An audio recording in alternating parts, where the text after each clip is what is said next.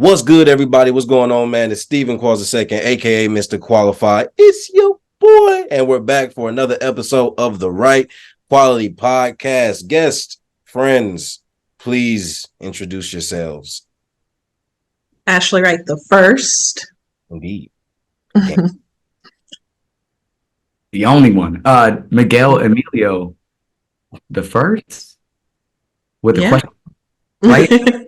Yes. My great grandpa doesn't count. You could possibly have a second. I don't know. We don't know. God, I hope not. Oof.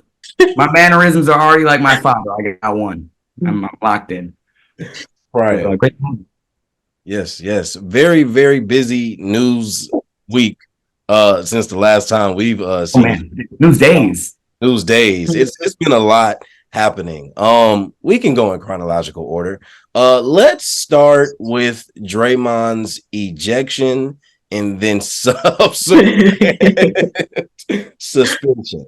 So did anybody happen to see it? Was anybody else watching the game? Did anybody see it in real time? I wish. Would be a dream if I saw that live. So I was watching it live and I didn't catch the hit in real time. Like I looked away for a quick second and missed the hit.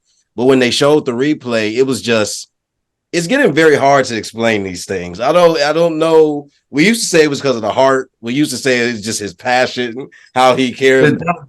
But this is insane. He assaulted that man. Oh man, to say like, oh wow, I'm not that coordinated to hit a 360 lick. I'm like, bro, you're talented. You've been getting people with your feet for years. Mm-hmm.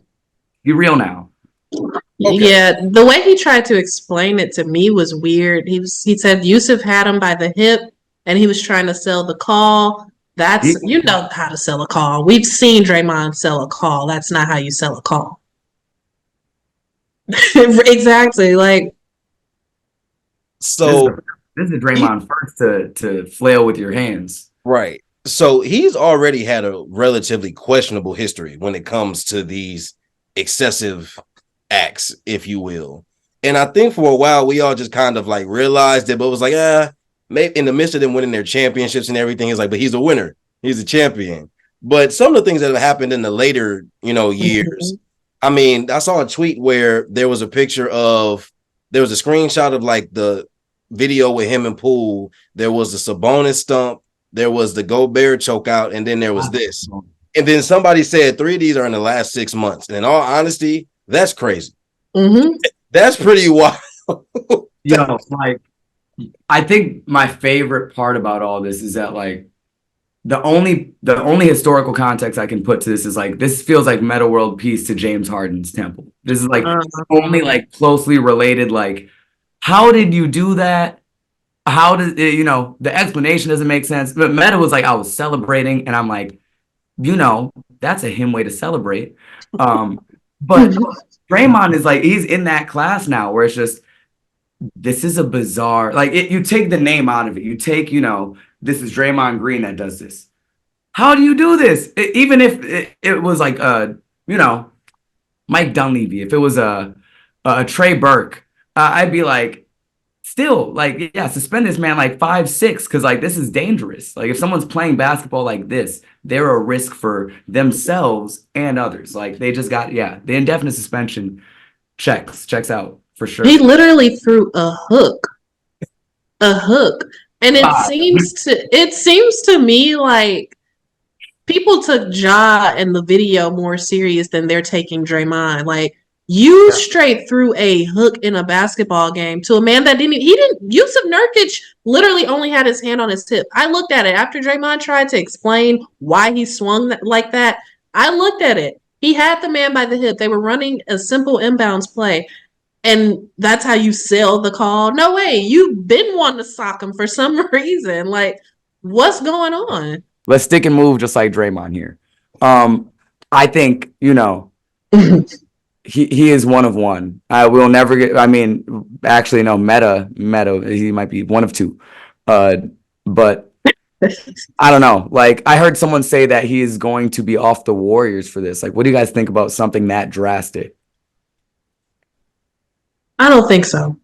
Not directly. Like, not immediately. I do think that's we can transition into the Warriors' struggles as a whole, because I do think that they are, depending on how bad this year potentially gets, they might go ahead and blow it up. Mm-hmm. They might. And I do think, because we've been hearing about Klay Thompson not re-signing, I think Draymond just took the attention off of Klay with that, if that makes sense. So I don't think it's far-fetched for them to ship Draymond off instead of Klay at this point, because Draymond has become a liability. Like, you're on the bench or not playing at all more than you're on the court because of your shenanigans. And obviously, with the indefinite suspension, we don't know how long he'll be out for. I know there's been reports that he has to complete training that satisfies the NBA, but as well as the Warriors. So it's clear that the Warriors are also fed up with what his antics. Yeah. You know who this sucks for the most? Steph. Yeah.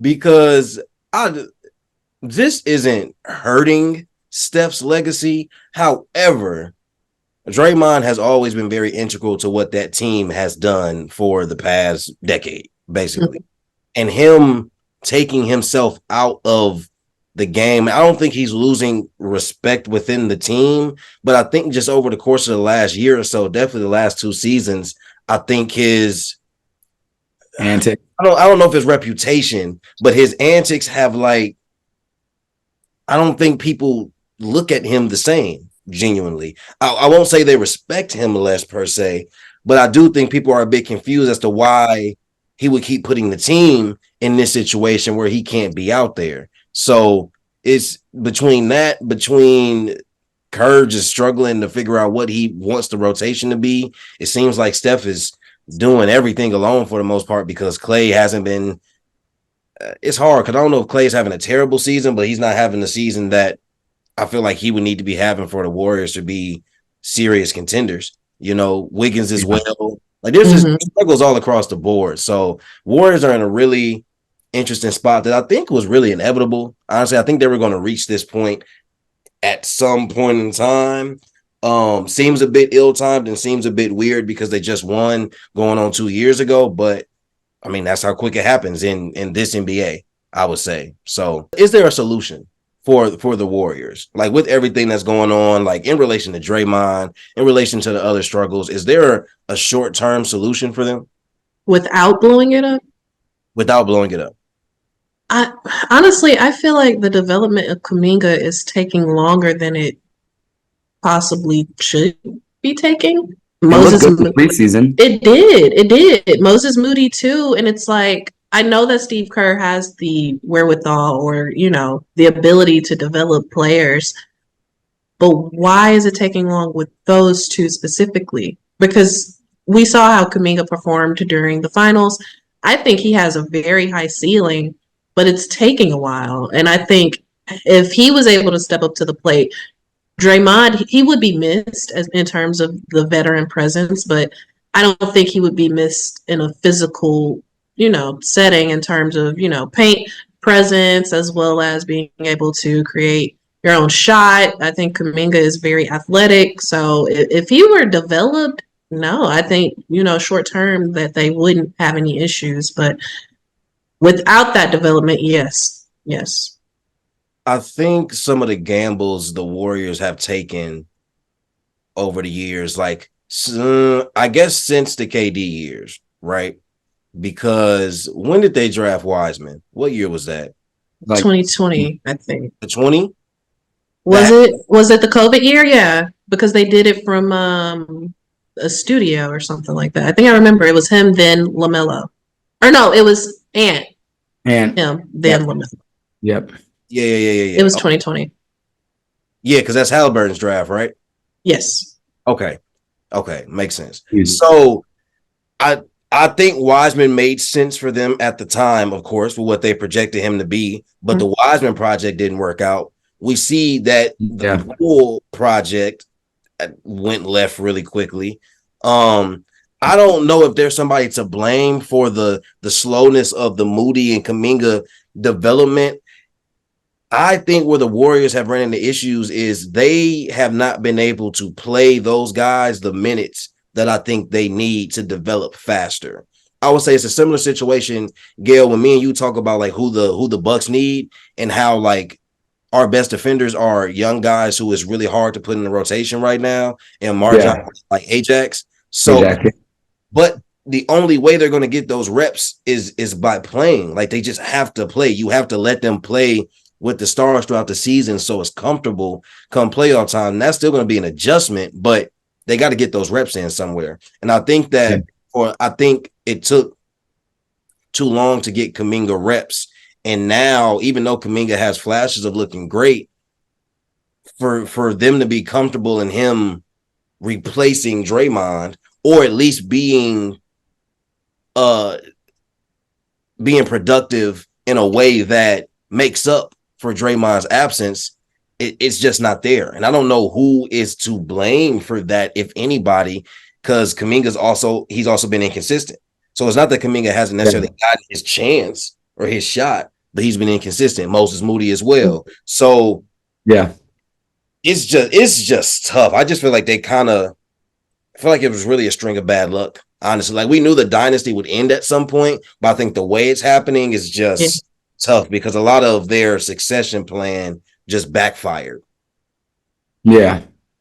But I wouldn't say that's negative to their like organization, like their front office. I don't think their front office is just a part of the game.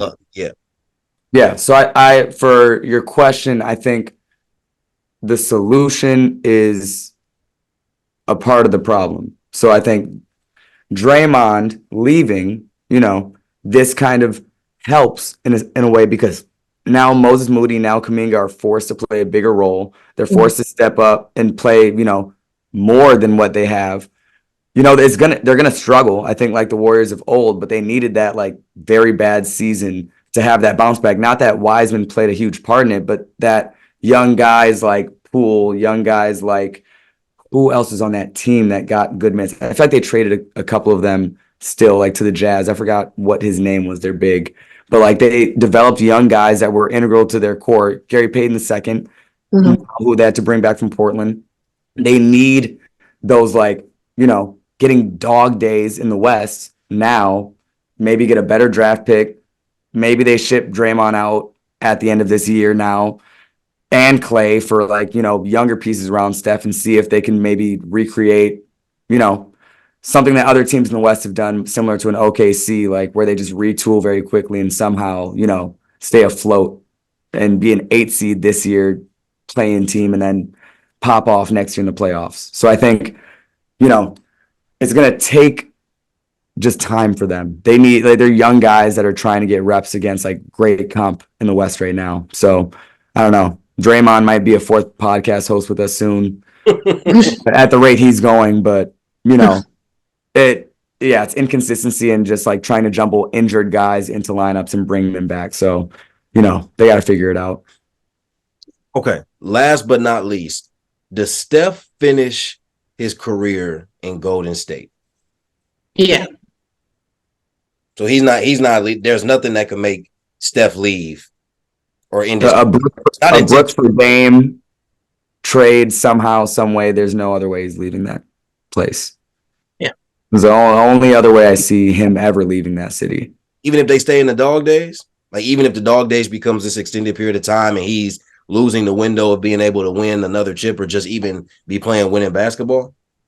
He strikes me as someone that would always try, just similar to Kobe's situation. He just kept trying, even through those dog days. It just felt like something would happen. That's the vibe that Steph gives me. I don't think he would even want to go anywhere else.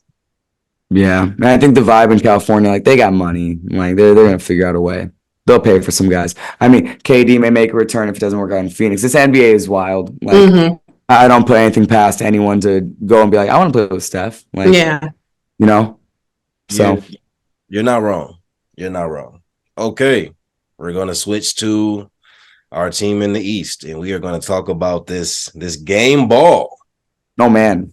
Oh my God! I did not think Ballgate. Ballgate. Ballgate. Pause. But nonetheless. So The Bucks played the Pacers. That would have been Wednesday night, whatever the date of that was, the 13th. The 13th, or whenever y'all are watching this. But on that night, Giannis scored 64, 14 rebounds. I think it was maybe like 2 or 3 assists, something like that. 20 of 28 from the field, 24 of 32 from the free throw line. But career high for Giannis, franchise record for the Bucks goes to Giannis. And the Pacers did not want to give this man the ball. Now, just from the bits and pieces I've seen in the last 24 hours, right?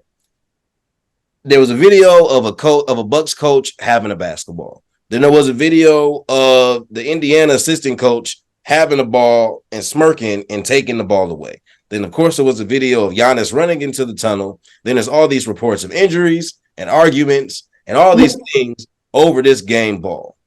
My first question, does Giannis deserve the game ball over the rookie who made a free throw and got his first career point? Not bucket, but point. Yes. Okay. Yeah. I feel 64 points. Pretty simple. Franchise record at home. At home, too. It was at Pfizer. At home. Giannis Antetokounmpo. He's getting that ball. Like, why is the rookie entitled to the ball? Like, that's like you said, it was a free throw. It wasn't even like a technical bucket. You know what I mean? It wasn't anything from the field. You didn't score on anybody. You took a trip to the line.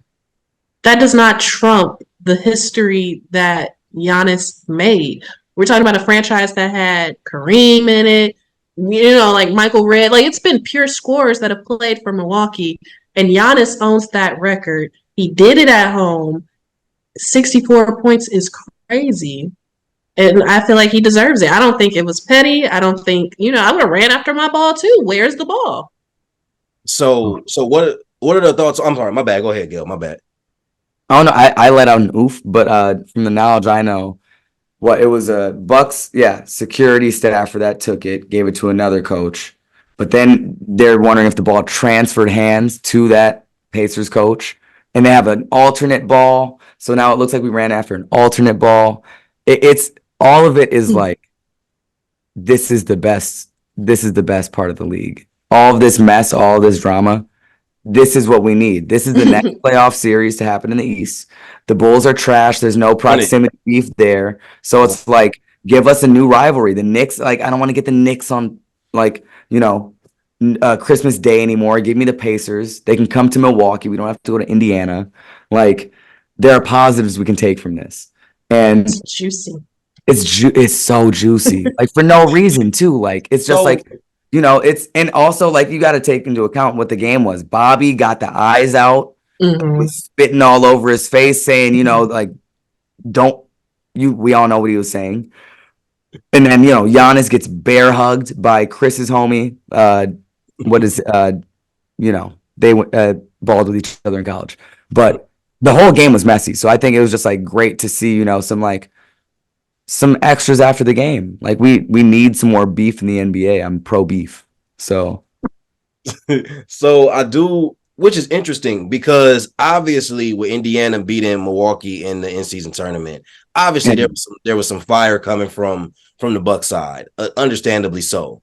Now for Indiana, even for some of them to leave the game and not want to shake hands, I don't know if they were just upset because of how they got beat, upset because Giannis had the game that he had, if they really got beef with the Bucks specifically. I don't at the end of that game, because he got in the last minute, but they cut it to 10. So it's right. I'm down for Adrian Griffin being like, hey, go get yours. Oh, when I saw that, I said that makes perfect sense. So while I'm a fan of this becoming a rivalry and it being juicy, I also don't think it's a rivalry just yet because I don't think the Pacers are serious contenders. I don't think the Pacers have a shot at the Bucks in a 7-game series. Not because the Pacers aren't good. I just think that adjustment to having to play a team back-to-back, I don't think they're going to make as much talent as they have. I just don't think they've made that leap yet. And as great as Halliburton is, I don't think he's made that leap yet. But then coach comes into a factor, and Carlisle is a great-ass coach. Carlisle is a great coach. So Carlisle is a great coach. But I think that when you're talking about talent and experience, while there. Griffin doesn't have the experience, I think the players, that core of the Bucks in a specific series with those two teams is currently constructed, I think that would give them the upper hand. Were the Pacers petty for how they seemingly handled this game, this loss in the whole game ball situation? Yes. Yeah, they were salty. It's obvious that they were salty. Like it shouldn't have even been a debacle. Like I said, Giannis deserves that Fracas. ball. That's what they called it, a fracas. A fracas. A fracas. It shouldn't have been a fracas at all. Yep. Yeah. I know. Yeah, because like you could see the coach's face when he's like, "You're not gonna get this ball." Like it seemed something seemed afoot. But even if they could have been under the belief that was the alternate, and Giannis got the official, so it's like, okay, cool, they could have went ways. But then it also opened the question, like Giannis said he didn't even know where the Game 6 finals ball was. So I'm like, oh wow, that's that's crazy. I mean, but you also got the trophy that day, so that's but nonetheless, the point. Nonetheless, hey man, 50 burger. What I will say is thank you, Indiana, for awakening this version of the Bucks. Thank you very much. I appreciate it. Oh man, because I've been wondering where this intensity, this passion from the Bucks has been. And if it takes a young team, trying to, I guess, establish themselves or stake their claim, and as the veteran team, them having to come and say, "No, we still here." And Giannis more specifically, because I thought about this. Giannis is 29, and Giannis is probably at his peak. How long he'll be at his peak, we don't know, but he's at his peak, and he's been in his prime for like the last 5 years, right? You wouldn't. I know for me, I almost forgot that like Giannis was at his peak because he's done so much to the point where now when Giannis fails, it's like him succeeding has become so normal, or him doing these crazy things has become so normal that we're just focused on when he doesn't achieve these crazy things. But I say all that to say that it was funny. I heard Melo earlier in his new podcast breaking down how he looked at the season kind of in quarters, like every kind of like 20 games, and how the first 20 games, like you get in your legs, like your team is trying to figure out your system. It's a warm up for 20 games. You're getting used to being in season. Then the next 20 games is kind of like, okay, like now I got my foot in. People kind of figuring out what roles are. You start to kind of hit a groove. Them last 20 games is kind of like the lull in between, Christmas and All-Star, but everybody's kind of preparing for after All-Star to make that push for the playoffs. And then that's the last, of course, 20 games.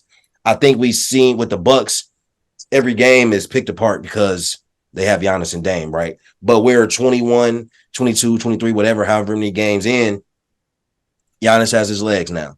And I think that as he continues to, adjust to Dame being there, I knew Giannis was going to have some form of a revenge season.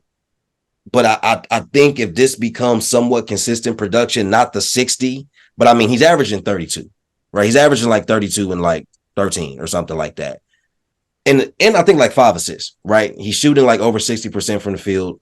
If the Bucks continue to have a strong record and those numbers stay there, I think he easily has a shot at MVP. And I think the way he'll do it will be what may, tip the scale in that. But do you all have thoughts about the season Giannis might be having? And do you all feel like this particular performance and all the context around the performance, like playing the Pacers, this, that, and the third, do you all feel like this is a turning point for Giannis more specifically? If it applies to the Bucks, you can touch on that, but more so for Giannis, do you feel like that's a turning point for him in the season? Yeah, I definitely do. Like you said, I think this might have sparked something. And I feel like you said, Giannis has been having a great season, but it's just been quiet. I think we're about to get Giannis old where it's hard to ignore because it's something that is happening night in and night out. and it's going to catch a lot of people's attention. He's so dominant. It's kind of hard to imagine that he'll go the rest of the season playing like he did before scoring 64 points. So I think he's about to capture the attention of a lot of people. And I think Dame is to follow. So I do in turn think that once Giannis, really gets his bearings and steps foot this season, that it'll trickle down to the rest of the team, with him, of course, being the leader. So I think this is the start of us seeing Milwaukee really take hold of the East. Yep. Yeah, I think this is the first game I really saw how the court opens up for Giannis when Dame is on the court. Whether or not Dame is a good game or not, I think now he can just roam that much more freely. I feel like when you have guys like Drew, like PJ, who's going like, maybe not hitting every game, it's easy to pack the paint and give him, like not a lot of space to take his shots. And he was still putting up like, 40s, 50s. I was waiting for when he was going to have like the first game that he popped off to like, the 50s and 60s, the 70s that Dame has touched, like, because it's doable. It's just that, I mean, he got in, 36 minutes last night? He got 64? Like, dumb. Super dumb. No threes. No threes. Like, imagine if he hits those threes. That's 72. So whatever. My math is terrible. 73, whatever it may be. That's incredible. Like, so I don't know. I feel like now, yeah, like you said, it's up to Dame to find his legs now. And I feel like he's really Mr. Fourth Quarter. So he's probably going to get it dead set by April to be like, okay, I'm locked and ready for what the playoffs hold. God, please. I think it should all pan out as long as we all go in healthy. Chris is still getting, he hasn't played over 20 something minutes really yet. Like, so I don't know. The more we get guys back in the fold, we can put younger guys in roles where they can just come and play high level defense, and guys can just come in and get a bucket with those guys around them. It should be, a long-term success as long as we can get over those humps, a la Boston, a la Pacers, Philly, and then see what a finals run looks like. Real quick, how long does Chris Middleton stay in Milwaukee? He just signed a 3-year deal with a 3rd-year option, no? Okay. Right? Yes. I think it's a team friendly, like 102 million. Okay. 3 years. Something like that. So it's like really like up until the team, decides to be like, hey, here's this guy on the market. We might ship you. That's the thing. It's a terrible market for Middleton. It is. It's a terrible market. I think he'll stay through his contract because I don't think there's another team that's going to pay him. The most Middleton would have ever got paid would have been if he got, or the most we would have got for him would have been after the championship. Like Orlando might throw a bag at him. That's the only team I really see being like, right. It depends on how he looks. Like right now, Middleton definitely doesn't look like how he did in 21. That's what I'm saying. I don't know if that's the minutes restriction. I don't know if he just really isn't healthy. I don't know if that just really slowed him down. I mean, you gotta think. I think somebody was I heard an analyst talking about it earlier, but those, like, you start having those like leg injuries, and when you get into your early 30s, you don't come back the same. And I'm seeing it even in how he's being guarded. He can get to his spots, but he's not getting past guys. He's not losing guys the way he used to. He's definitely not as, mobile as he used to be defensively. So I think he can do just enough to still help Giannis and Dame ultimately, which is what I think that will make it work. But I don't know. We're running a risk. I've always said that, but we're running a risk by him being the third option that we're relying on, not because he's incapable, but just based off of what we've seen. Might be unavailable. Yeah. That's tough. There's a couple guys like that on all teams. It's up to the 80s of the world to be healthy, the Michael Porter Juniors to be healthy. Like, we all take risks with certain guys. We just got to take the risk on the right one. Mm-hmm. Yeah. Really quick. Funny you mentioned AD, but really quick, we got 2 quick hitters, and then we gonna get out of here. First one. Rank these 4 players: AD, Giannis, Jokic, Embiid. Ooh. Ooh. Ooh. Giannis.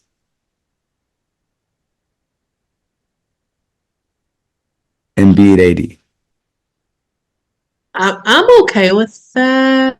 I'm okay with that. I think Giannis is a lot more consistent than Embiid. Obviously we've seen Giannis be able to lead his team to a finals and win. Same with Jokic. I think Jokic is Mr. Triple Double though, so I would put him above Giannis. AD to me is easily fourth, however you put the top three. But I agree with that list. That's a good list. As a homer, I'd obviously say Giannis, but Yeah. my podcast brain Mm-hmm. gotta be unbiased. Yep. I completely agree with that order. And what is wild is AD is arguably the most skilled and arguably the best two-way player out of the four. Arguably. I'm putting Giannis up above him. As a two-way? Yeah. Fair. I'll give you that. There's no reason that AD should like automatically be fourth. Like that should be a much harder race. It should be. Mm-hmm. That is the point that I was trying to make by asking. Yeah. It should not be easy to say AD's fourth regardless, because his skill level is where the other three guys are. Mm-hmm. His production just doesn't match, and his consistency doesn't match. But he's in one of those stretches now, so we'll see. We'll see how long this lasts. Yeah, someone told me the other day, like, "Oh, AD at 37." I'm like, not the night to brag about that. My man doubled that tonight. Mm-hmm. Facts. Okay. Overshadowed. Okay, so last but not least, Gail, we trying something new. I mentioned it to Ashley before, but I want you to guess guess the player, right? And I'm using 2K rankings. So based on the 2K rankings, like their badges and all that stuff, you got to guess who this player is. Can you give me the 2K rankings, and then if I get it wrong, can you give me their stats? Fair. I can do that. Okay. Can we ask I put a 2K ban. They got me with the microtransactions. We'll talk about that another app. A 2K ban. Oh yeah, since Giannis is on the cover, shouts out. Give it to me. Okay, so this player has an overall of 86. Their inside scoring is 54. Their outside scoring is 88. Their athleticism is 81. Their playmaking is 89. Rebounding 39. And defending is 60. What is their overall ranking? 86. This is a guard if their inside is low. Yeah, like that. Outside 88. They're 86. Athleticism is what? Athleticism is 81. Oh, this is fun. I like this. Hold on, I gotta lock in. That's so broad.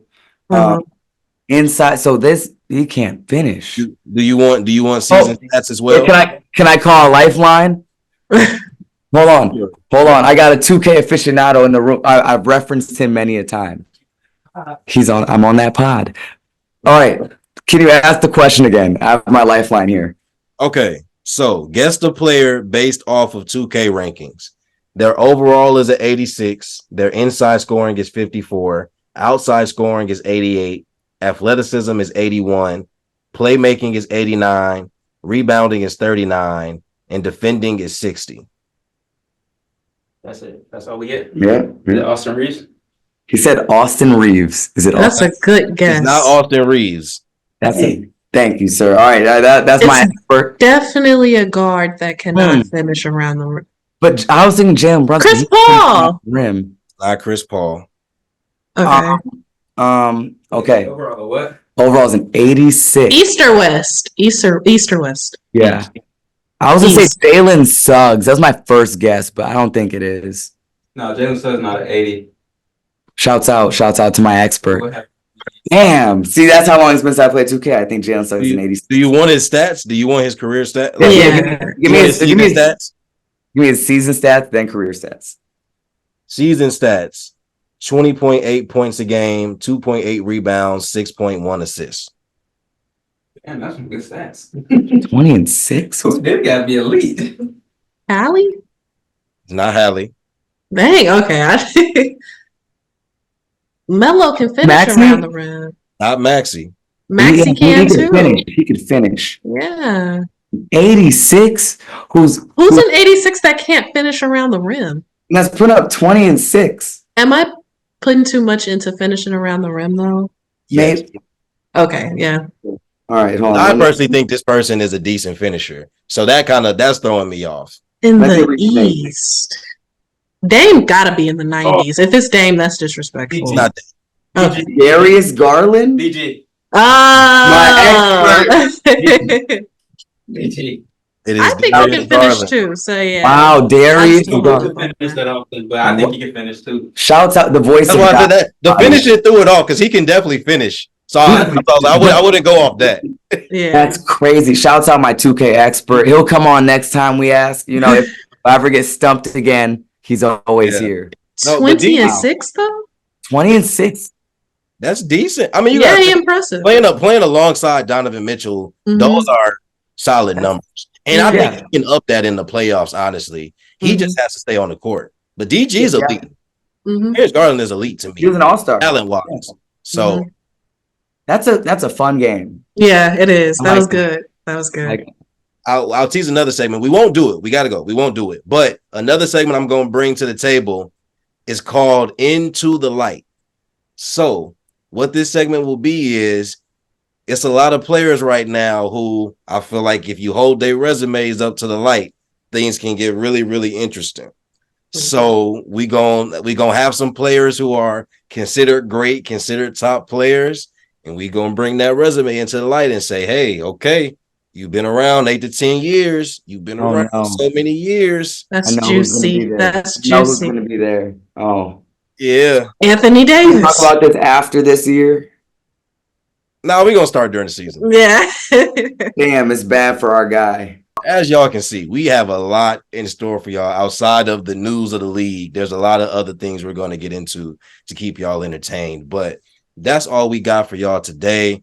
Until next time, until next episode, we'll catch y'all. Peace.